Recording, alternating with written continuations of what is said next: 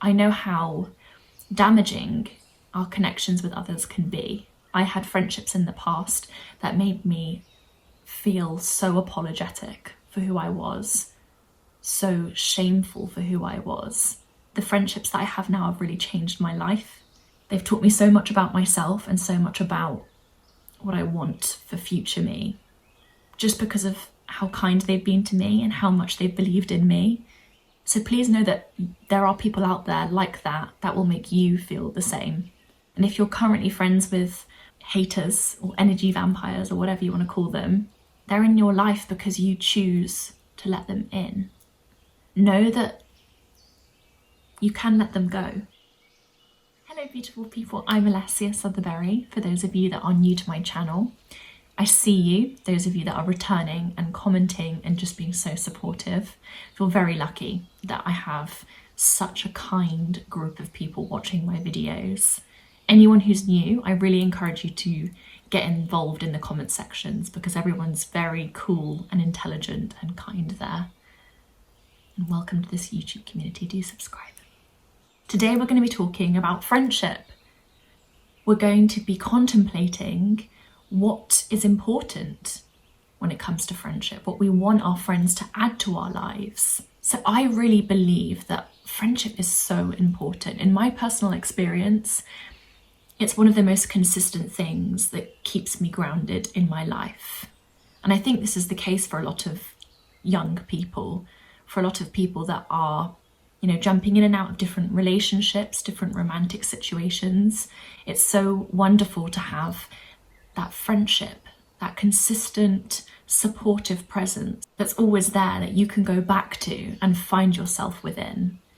Friendship is so important, but I do believe we live in a world that really puts emphasis on romantic connections, on finding that fairy tale ending with that one person and riding off into the sunset. There's so much emphasis on that one connection. So I think a lot of us then abandon friendships and we don't really deeply ponder who we're making friends with and who we're letting into our lives in more platonic senses. So today I'm going to be discussing my kind of friendship green flags. I'm always looking to introduce new people into my life, even though I realise it's about quality, not quantity. I want good people around me and I'm happy to pour more time into a smaller group of people so that I feel really close to them rather than constantly hanging out with lots of different people and groups and kind of having a bit of a surface level connection.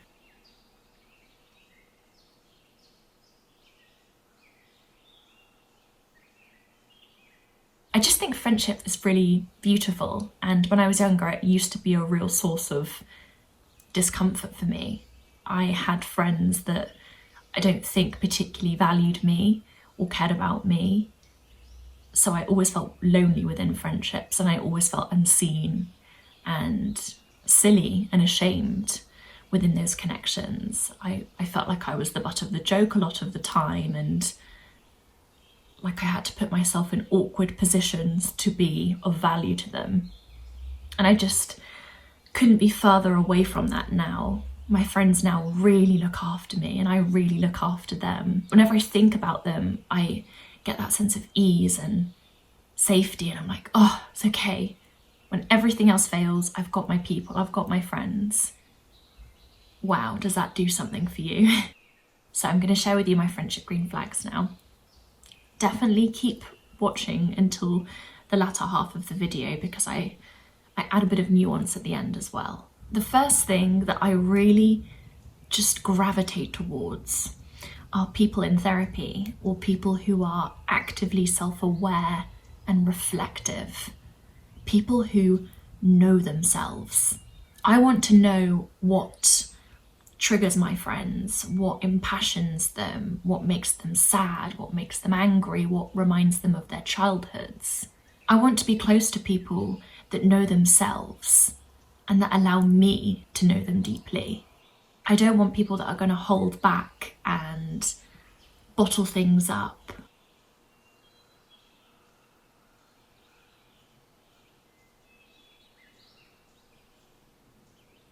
When someone's self-aware, they're a lot less likely to project their issues onto you and to point blame at you when actually there's something going on internally. I think self-aware people make better friends. And whether that self-awareness comes from therapy or journaling or meditation or alone time, I don't really care. As long as that awareness is there, I'm happy. I think that's actually a non-negotiable for me. That's something I really need in other friends, because that's something that I've worked really hard on myself.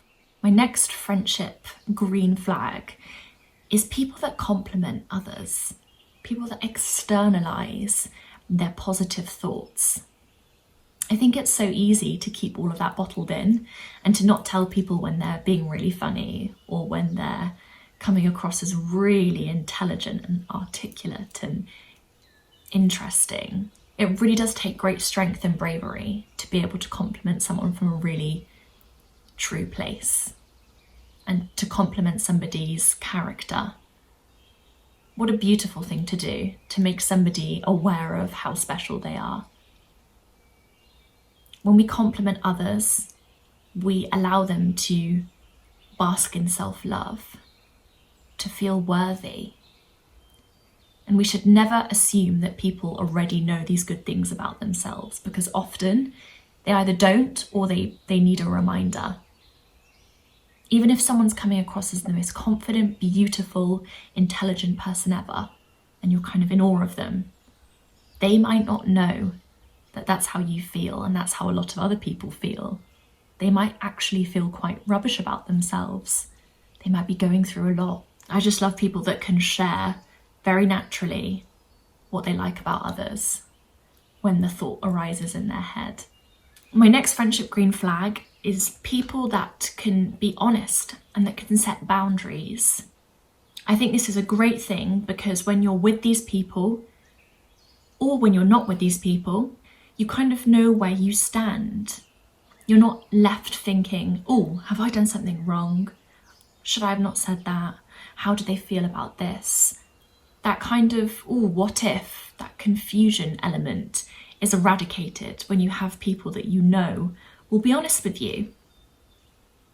Even if it means hurting your feelings or saying something that's a bit awkward to say, you always know where you stand with these kinds of people. And to me now, that's really important. I think in the past, I would have preferred people to keep that in because I wanted to avoid uncomfortable conversations and possible confrontation. But the me now really wants to also share my boundaries and be honest with people and maybe have those difficult conversations. So it kind of takes two to tango. So I really do appreciate people that can be honest and say, look, I don't fancy going to this yoga class with you. Thank you for inviting me. It was a lovely offer, but I don't really fancy going to a yoga class. In fact, I kind of fancy some alone time. I'd much prefer someone say that to me and make me aware of where they're at than kind of ghost me and avoid my message, inviting them to the yoga class until that's been and done. I think it's really easy to doubt yourself and doubt the friendship when the communication's not there and when people are avoiding being honest. I really appreciate people that can stand up for themselves and do it obviously in a kind and gentle way and considerate way, but not beating around the bush. I want to know your yeses and your nos. I don't want you to feel like you can only say yes to me.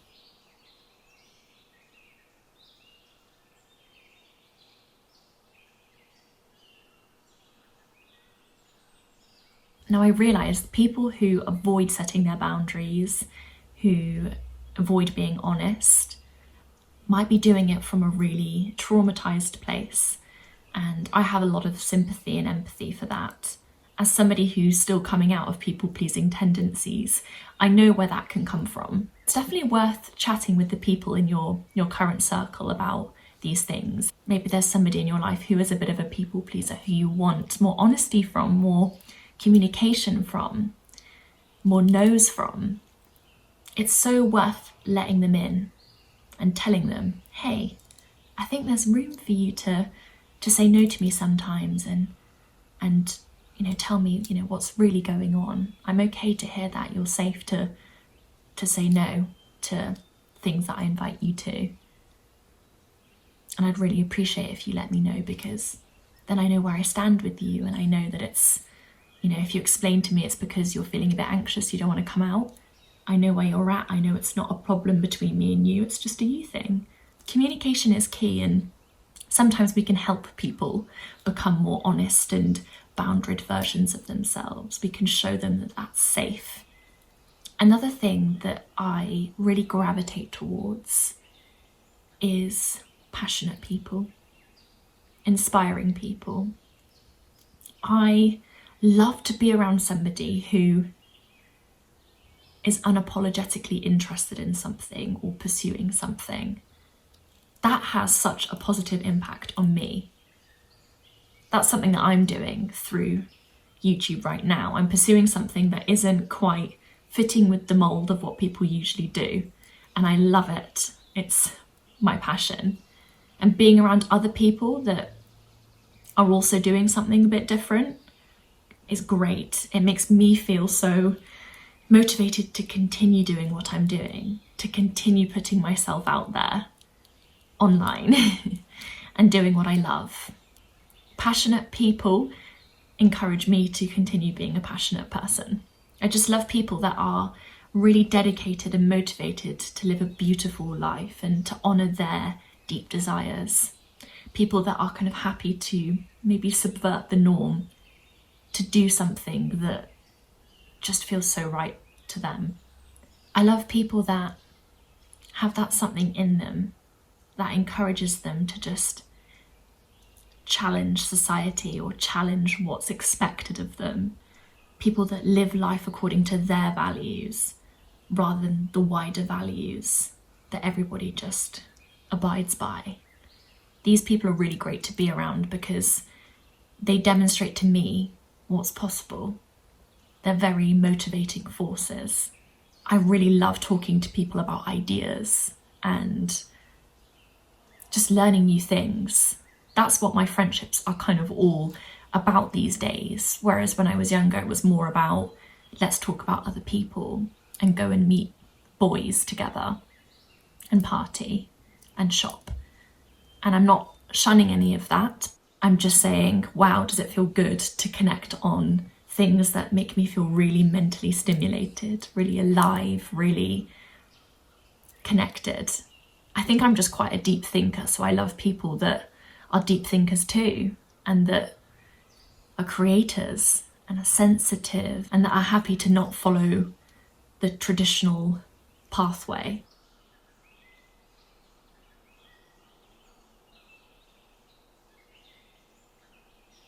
Another thing that makes me really drawn to people is the ability to make the most of life's simple pleasures. I love people that are inspired by nature, animals, that gravitate towards mindfulness and reading. And an ideal situation for me, if I could be anywhere right now, I would be sitting outside of a coffee shop, maybe at a nice table with a decaf coffee or a matcha or something, people watching with the sun on my face, a book on the table if I want to have a quick read, a friend to chat to about philosophical matters, or to just admire nature with. Life is all about those moments for me. I just love chatting to people and getting to know people on a deeper level. I love feeling alive in my body and dancing. I love listening to the birds. I really crave feeling at peace more than I do feeling really excited. I actually just really crave feeling grounded and good in my body. And I just love people that allow me to really tap into that want to do all those things with me, people that want to just go and jump in a freezing cold lake with me. I love people that are motivated to connect with other humans and experience the world rather than, gain material possessions and be uber successful. I think online this is called like the soft life. So yeah, I really like people that are soft life seekers.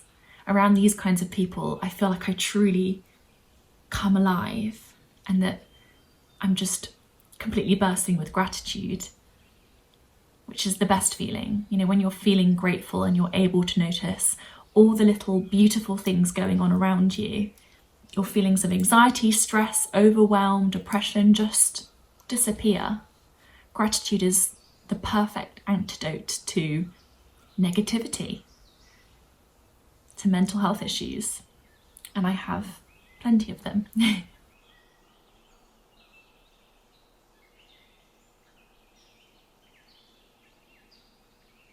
My last friendship green flag is an obvious one, but I do think sometimes the most obvious ones are the ones we overlook. I really gravitate towards and kind of need people, actually, that will show up when the going gets tough, when I'm in my dark bubble, when life isn't going well. The people that are able to be by your side when you're not smiling, you're not laughing, you're not making them feel good because you don't have the energy to. The people that stay by your side, put their arm around you and listen to you and let you cry are so important, because life isn't always going to give you lemons. You're not always going to be feeling happy, successful, at ease. Part of the parcel of being human is feeling the lows, getting angry, getting sad, feeling confused, not knowing where to turn next in life. As humans, we are destined to experience the fluctuations of emotions, the roller coaster of emotions as life goes on. We do not exist in one emotion, so it's really important that we have those friends that are there when we are dragged down.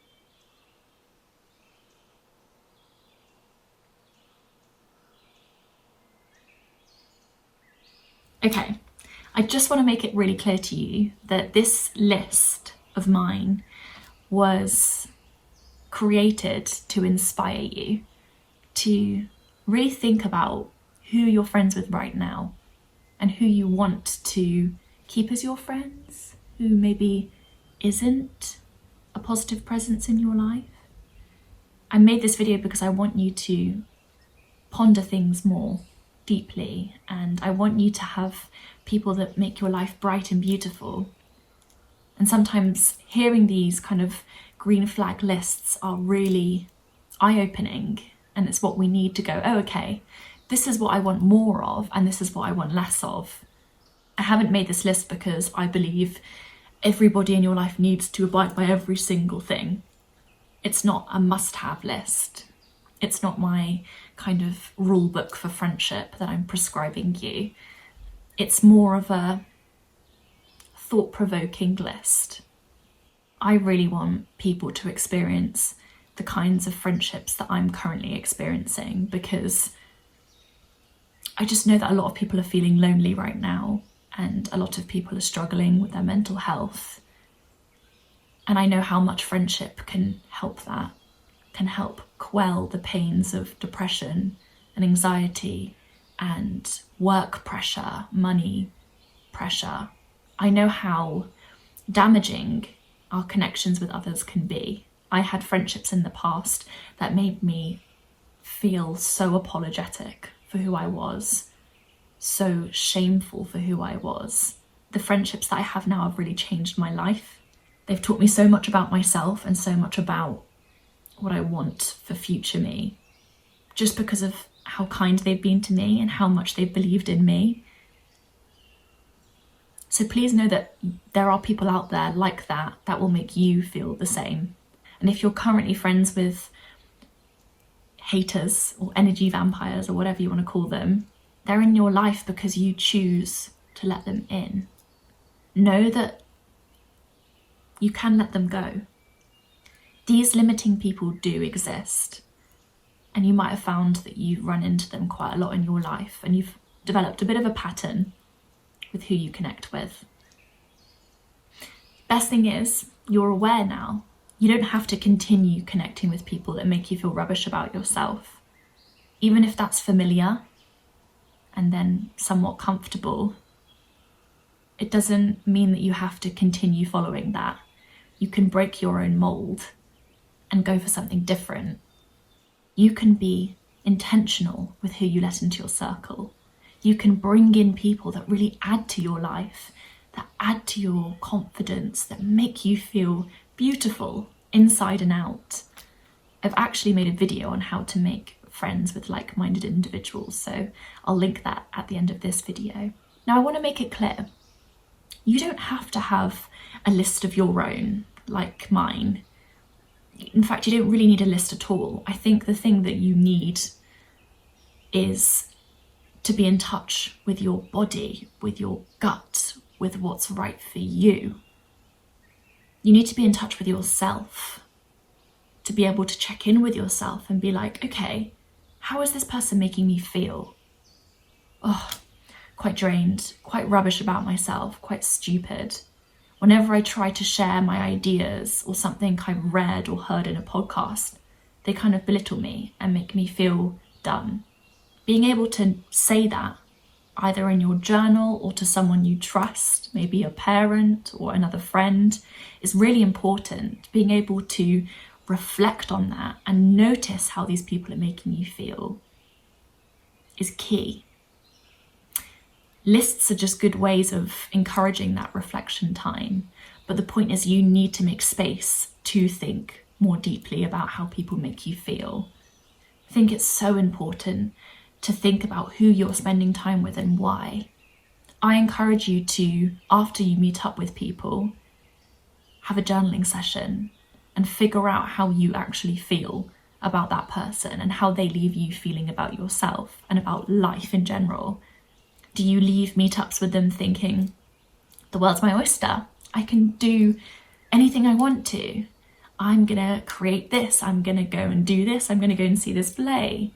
Or do you leave thinking, oh, I feel quite heavy, quite drained, I feel quite silly for saying that thing, and I feel quite insecure, I feel like I didn't really get to say anything about myself, they just dominated the conversation. It's really important that we notice what goes on in those interactions and we give ourselves the time to, in solitude or with someone we trust, reflect on that.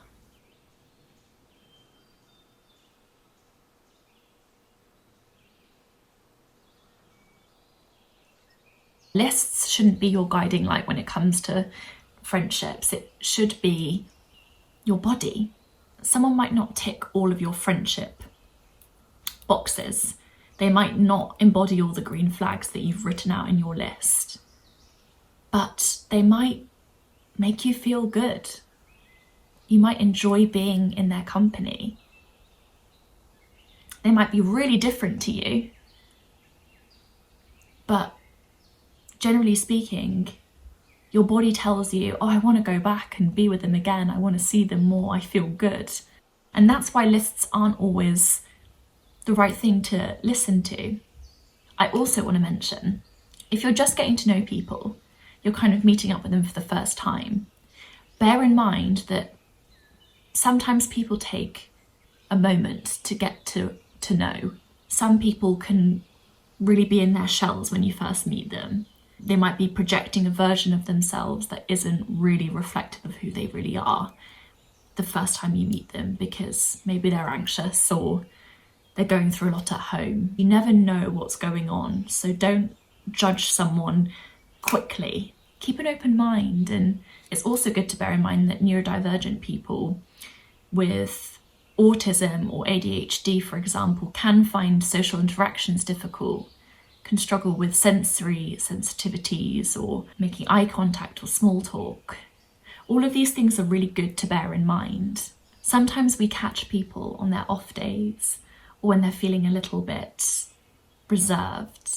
If you're on your journey right now of trying to find your people, give people time Obviously, you don't owe people your presence, especially if you're getting some red flag alerts. Definitely listen to that. I'm not encouraging you to keep meeting up with people that are being a bit rude or aren't allowing you space to talk and share your stories and ideas. Don't feel the need to meet up with people that allow no room for you to feel happy and to enjoy the meetup. But yeah, if someone comes across as a little bit anxious or a bit timid, don't think that this is their whole personality. Remember that, you know, everyone's human. People get nervous when they first meet others. Anyway, ultimately, I just encourage you to trust your body and to trust your gut. I want you to know that you know yourself best. Nobody knows you better than you do. I don't. I'm just someone on the internet. So take everything I say with a pinch of salt and use this now as an excuse to go and reflect on what you want. Maybe you should go and journal now if you fancy it and you have the time. Write a list of your own of what you want to invite in terms of qualities that people in your life will embody in the future. What kind of friends do you want for future you? Do a list, but remember you're thinking idealistically. Nobody's perfect. No one's going to embody every trait. Everybody has their strengths and weaknesses. I'm sure you didn't embody every trait that I listed.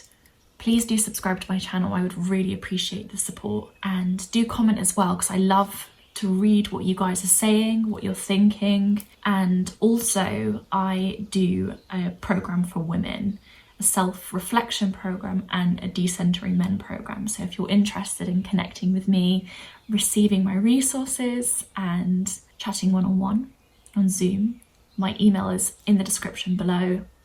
Feel free to pop me a message and we can chat and I can tell you more. Lots of love, angels.